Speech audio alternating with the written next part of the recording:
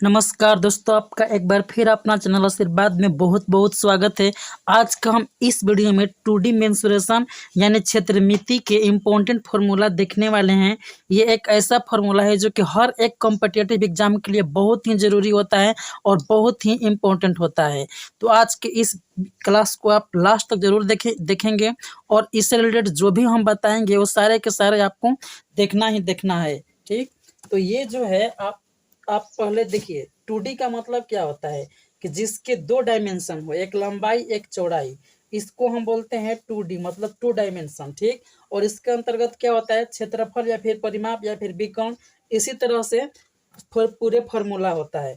तो सबसे पहला हमने आयत लिख रखा है और आयत के बारे में आप लोग जानते होंगे। अगर नहीं जानते हैं तो हम थोड़ी सी आयत के बारे में बता दें आपको कि आयत के जो होता है आमने सामने के भुजा वो बराबर होता है, और जो लंबी भुजा होता है जिसको लंबाई बोलते हैं, और जो इससे छोटी भुजा होती है इसको चौड़ाई बोलते हैं। और लंबाई को L से रिप्रेजेंट करते हैं, चौड़ाई को B से रिप्रेजेंट करते हैं।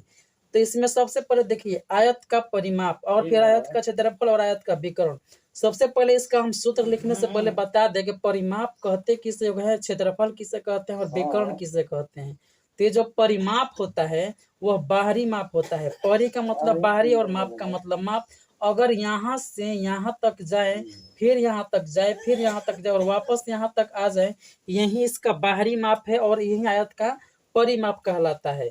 तो आप ध्यान से देखेंगे तो पाएंगे यहाँ से यहाँ तक की लंबाई जो है L है, फिर यहाँ से यहाँ तक की लंबाई क्या है तो B है, और यहाँ से फिर यहाँ तक। तो आयत में एक खूबी होती है कि आमने सामने की भुजा बराबर होती है। तो जब ये L है पूरा लंबाई, तो ये भी क्या होगा, L होगा, और यहाँ पर L लिखेंगे। और फिर यहाँ से वापस इस पर आ रहा है, तो जब ये B है तो ये भी B होगा, तो यहाँ पर B लिखेंगे।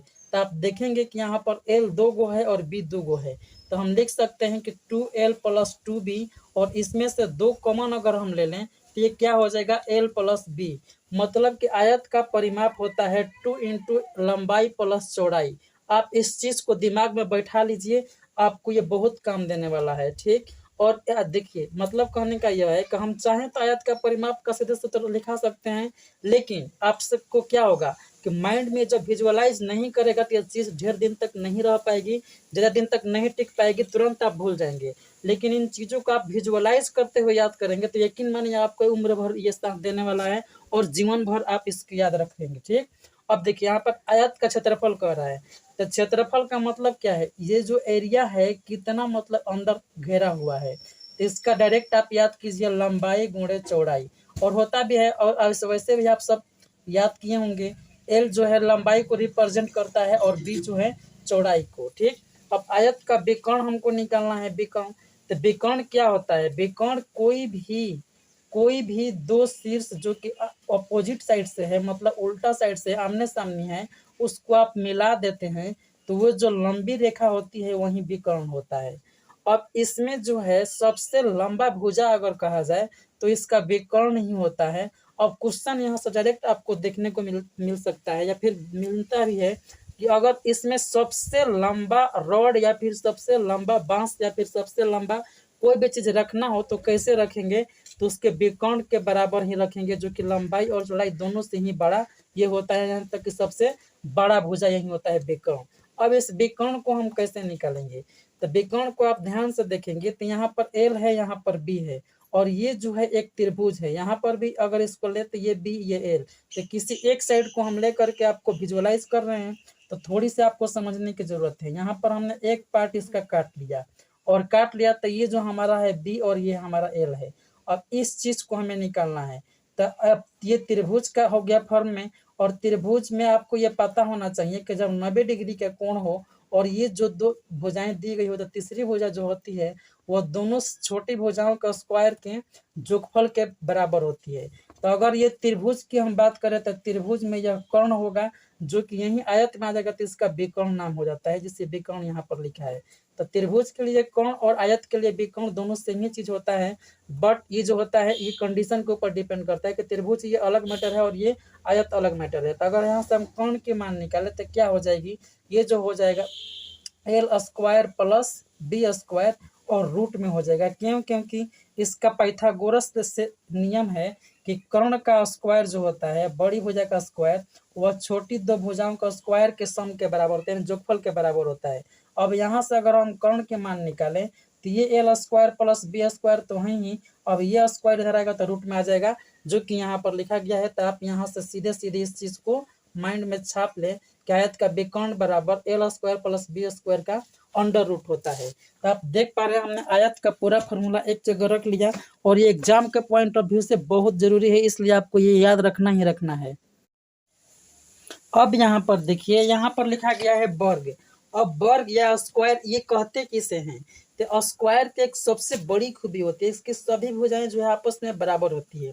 अगर इस साइड को ए मानेंगे तो ये भी ए, ये भी ये भी ये, मतलब इसकी खास विशेषता है कि सारा का सारा साइड जो होता है वह बराबर होता है, और सभी कोण समकोण होता है, यानी कि सारा कोण जो है वह 90 डिग्री का होता है। ठीक, तो अब इसमें आता है कि सबसे पहला फॉर्मूला कि वर्ग का परिमाप, जैसे हम आयत के परिमाप देखे थे, और परिमाप का मतलब ही होता है बाहरी माप, मतलब चारों तरफ से। तो अब यहाँ से हम चलने की कोशिश करें और यहाँ तक जाए, फिर यहाँ से यहाँ तक जाए, और यहाँ से यहाँ तक जाए, और वापस से यहाँ पर आ जाए, तो ये हमारा बाहरी माप होगा, जो कि ये वर्ग का परिमाप कहलाएगा। ठीक, तो हम देखेंगे कि यहाँ से यहाँ तक की दूरी जो है वो ए है, फिर यहाँ से यहाँ तक की भी दूरी ए है, और इसी तरह से ये भी ए, और जब वापस आ गए तो ये भी ए है, मतलब सारा साइड बराबर, तो सारा साइड ए होगा। अब इसको आप जोड़ेंगे तब पाएंगे कि 1 2 3 4 यानी कि 4a, और 4a यही इस मतलब कि वर्ग का परिमाप का सूत्र होगा। तो एक लाइन में बोले कि वर्ग का परिमाप बराबर क्या होगा, तो 4 गुणे 1 भुजा, जो कि भुजा ए जो है कुछ भी हो सकता है, ए का मान जो है आप क्वेश्चन के ऊपर डिपेंड करता है। वर्ग का क्षेत्रफल की बात करें तो ये क्या होता है, साइड गुणे साइड, यानी कि भुजा गुणे भुजा, और भुजा जब यहाँ पर ए है तो ए यहाँ पर रिप्रेजेंट करेगा, और ए गुणे ए कीजिएगा तो ए स्क्वायर होगा, और ए क्या है तो भुजा है, और भुजा का स्क्वायर आप भी कह सकते हैं। ठीक, तो वर्ग का क्षेत्रफल बराबर ए स्क्वायर या फिर भुजा स्क्वायर।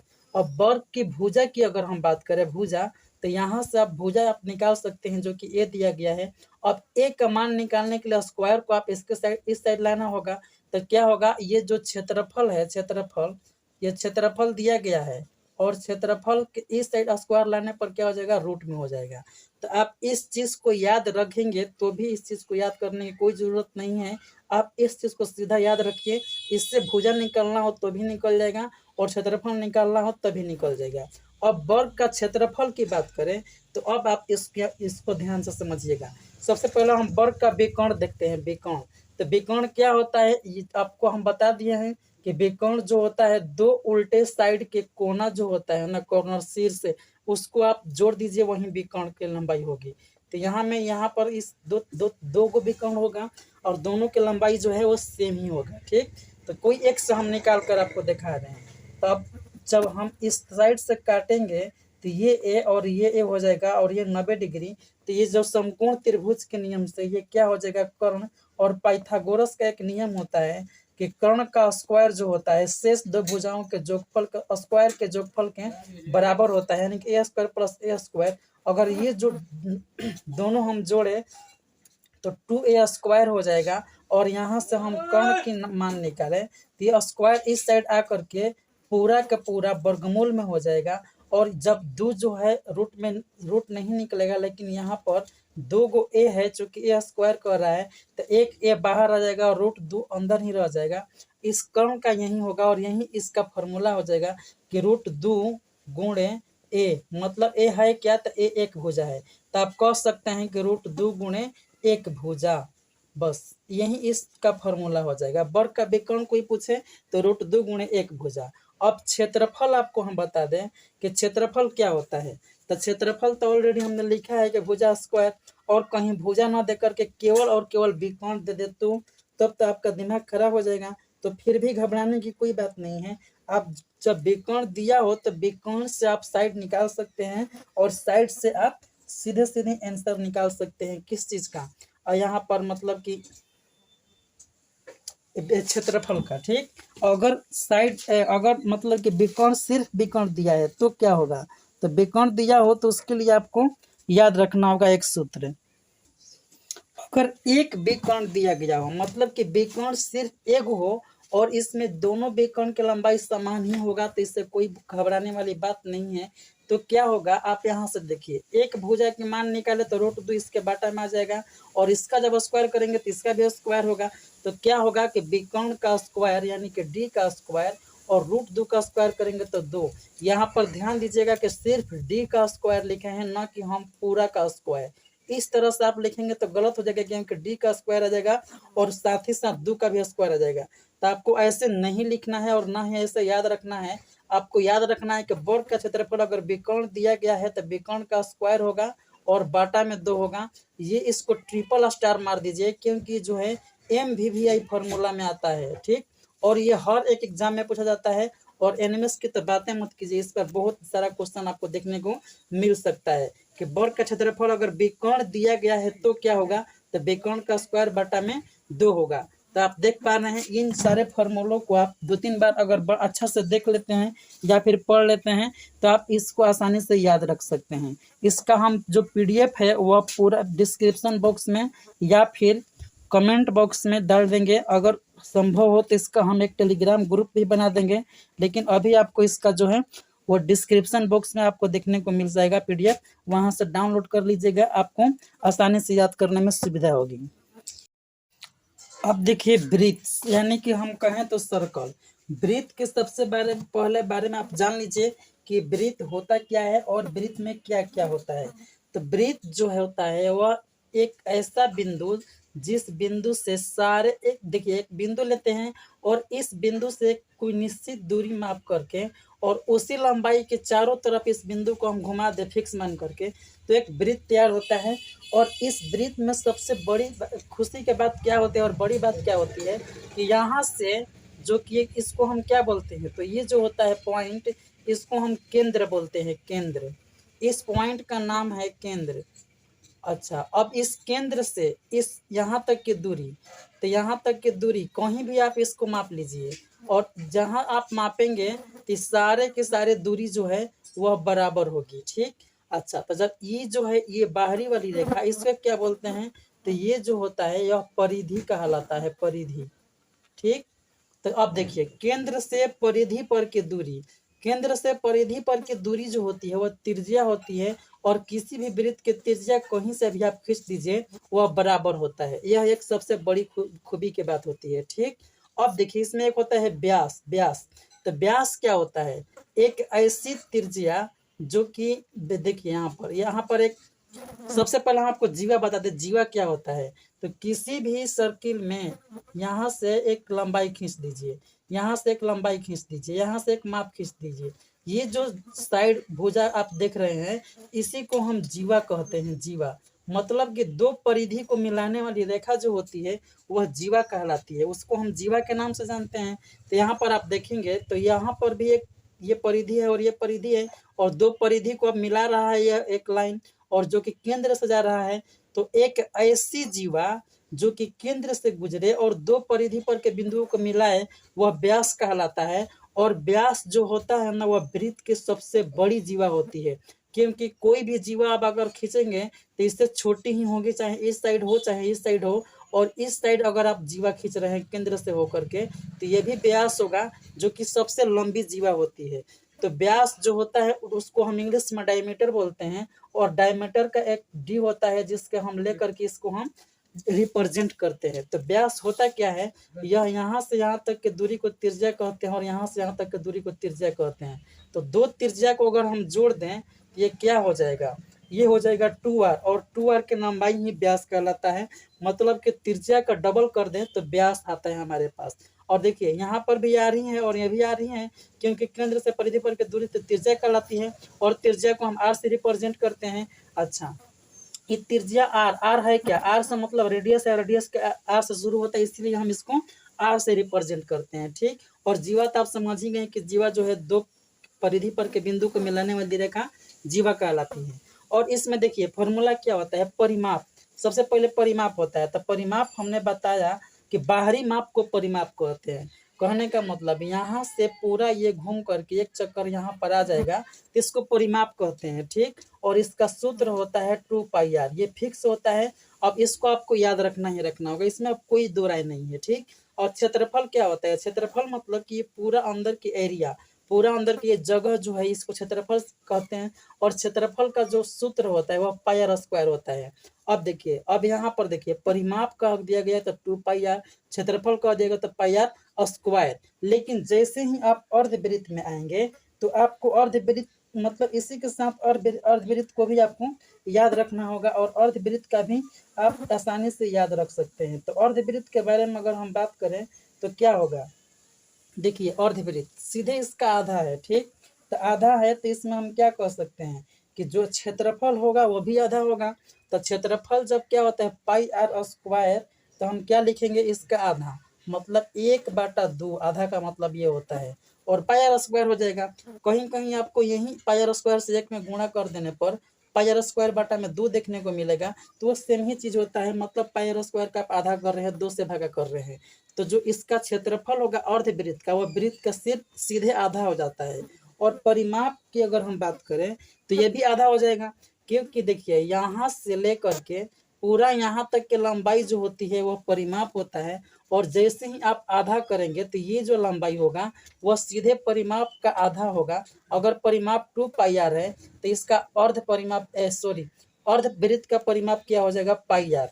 लेकिन जैसे ही आप इतना लिखेंगे और एग्जाम हॉल में बनाने की कोशिश करेंगे ऐसे मतलब कि इस टाइप के क्वेश्चन को जब इस सूत्र का प्रयोग करके, तो आपका क्वेश्चन आंसर जो है गलत आ जाएगा। क्यों? क्योंकि आप देखिए परिमाप का मतलब होता है बाहरी माप, ठीक।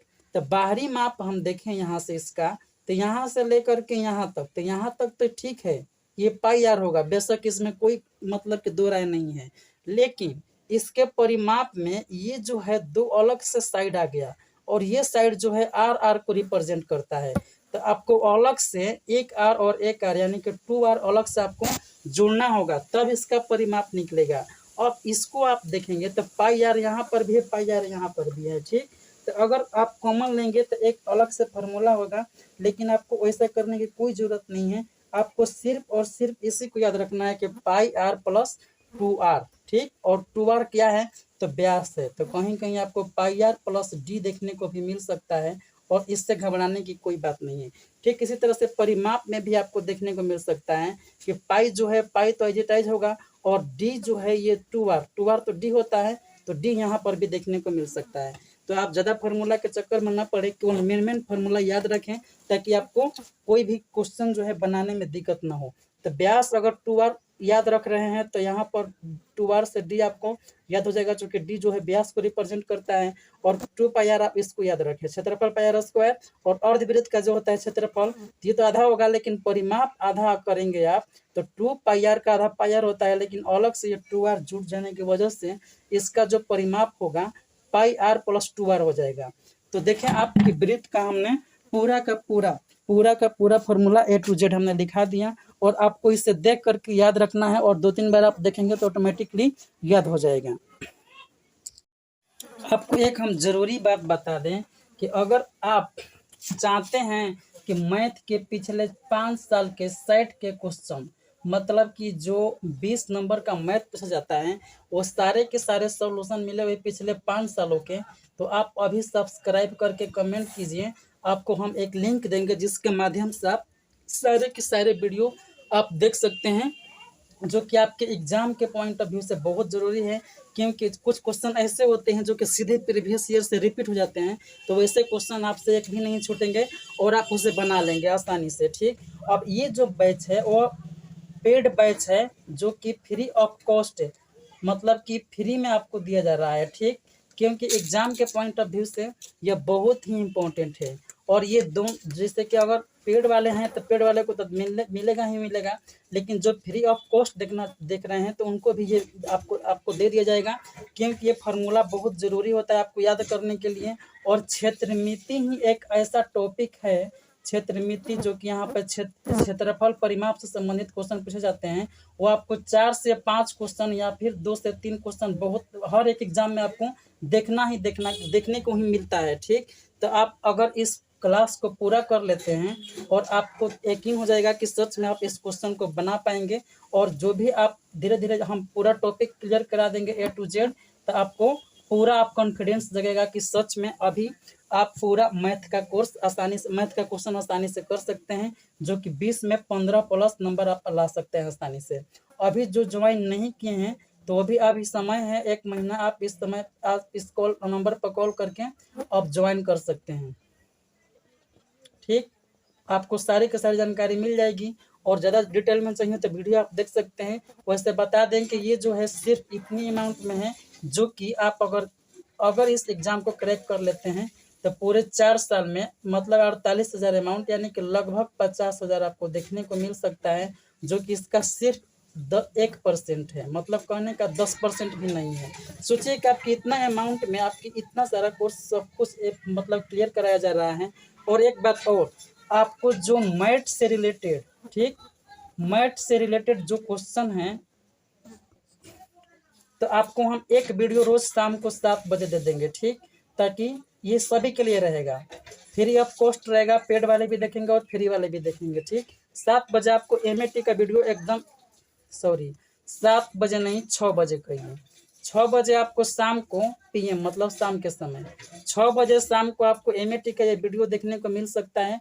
और आपको रेगुलर बेसिस पर रोज हम 6 बजे वीडियो एक दे देंगे, जो कि एमएटी से रिलेटेड होगा। और साथ ही साथ अगर समय बचे तो जीके भी करा देंगे हम। और ये जो एसएटी है, प्रीवियस ईयर क्वेश्चन आप कर लेंगे, ये भी तो फ्री ऑफ कॉस्ट ही है, जो कि मतलब कि एसएटी का 20 क्वेश्चन आपको पूरे 5 साल को देखने को मिला।